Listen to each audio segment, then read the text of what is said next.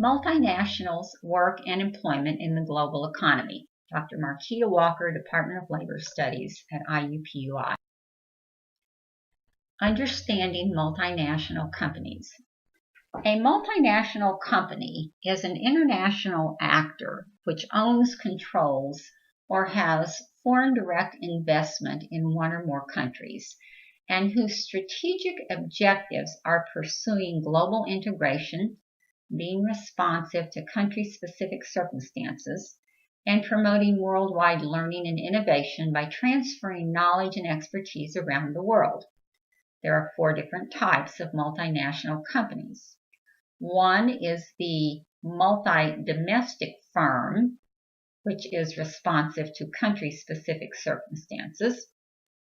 The second is the international firm, which promotes global learning and innovation. Examples of international firms are Honda, Toyota, and Google.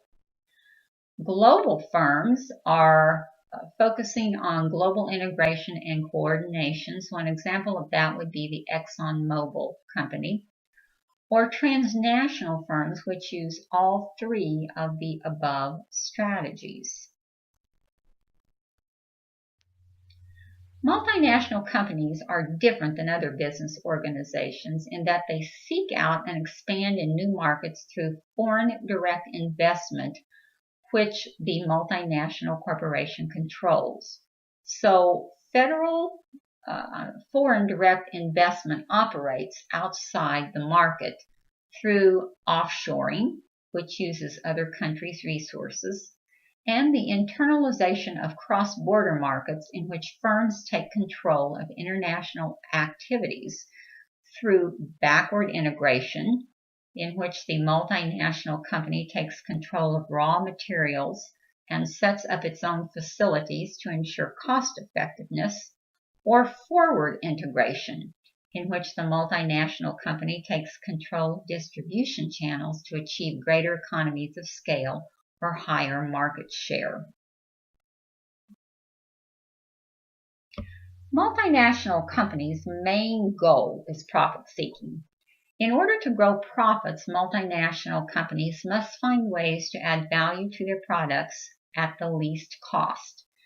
Seeking cheaper raw materials and labor achieves for the multinational company economies of scale, producing more goods or services at less cost per unit, or economies of scope, which is diversifying and expanding products or services. This is often known as a spatial fix. This means that the multinational company functions across borders and not within borders. So the rules which govern intra-nation regulations don't always apply because the multinational corporation is operating internationally. Globalization is driven by multinational companies' foreign direct investment. The effects of globalization are reflected in the MNC's transnational arrangements for producing, moving, and selling products and services in efficient ways through networks of contractors and subcontractors. Global coordinated inter-organizational relationships in the form of global production networks suggest there are stakeholders not directly affiliated with the multinational corporation, such as non-governmental organizations, labor unions, and some supplier firms. All of these have an impact on the global production network. The rise of global production networks has an effect on the division of labor. As economies move away from manufacturing and towards service work, more women are drawn into the care and low-wage manufacturing industries. Labor standards are called into question in countries where MNCs exploit the land and its workers for cheaper inputs. Regardless of the MNC's flavor of the global production network, employment activity still takes place in specific locations governed by national policies. In order to facilitate international GPN work within specific locations, countries have established export processing zones. spaces in which environmental and tax policies are relaxed in order to accommodate international investment and production. Multinational companies are now shopping for countries in which they will receive the most bang for their buck. Known as regime competition, countries compete with one another to offer to potential investors the lowest tax rate, weaker environmental regulations, and cheapest regulator environments, often at the expense of providing for their own citizenry's necessities like infrastructure building and supplemental food programs. If governments don't comply with the multinational companies' wish list, they find other countries more pliable to their demands.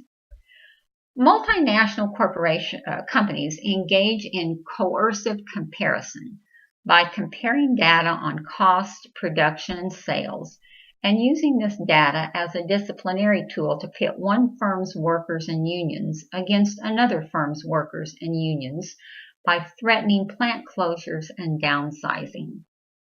Another effective tool used by multinational companies is labor repression and the violation of workers' rights. Often governments will promote anti-union policies through legislation and regulation to make their country more attractive to multinational companies and foreign direct investment. The outcomes of these policies often result in violence and death for trade unionists who seek equity and fairness in their relationships with employers. Lastly, multinational companies have the ability to spread management practices across international borders by diffusing best management practices that reflect the way things are done at home.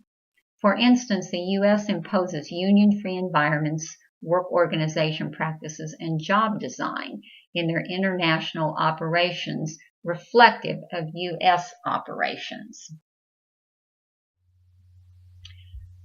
The System, Society, and Dominance framework originated from a study of Japanese auto firms in the United Kingdom. The SSD framework suggests management and work are shaped by a complex set of interactive activities encompassing: number one, system imperatives, which include international spatial fixes and the political economy. Number two, societal effects, which include a nation-state's specific social norms, customs, and values, and the dominance effect, which includes the emergence of a country or multinational company as the dominant leader in diffusing management practices across international borders. Another contribution to the SSD is the idea of agency, an individual or collective's efficacy to change the structural and contextual factors of workplace through conflict, argument, interpretation, and compromise. These negotiations and mediations can affect the way MNCs do business. So MNCs do not enter into a voided space when they set up shop in another country. They have to deal with humans who interact with them in various ways and can have the power to change the dynamics of their working environment.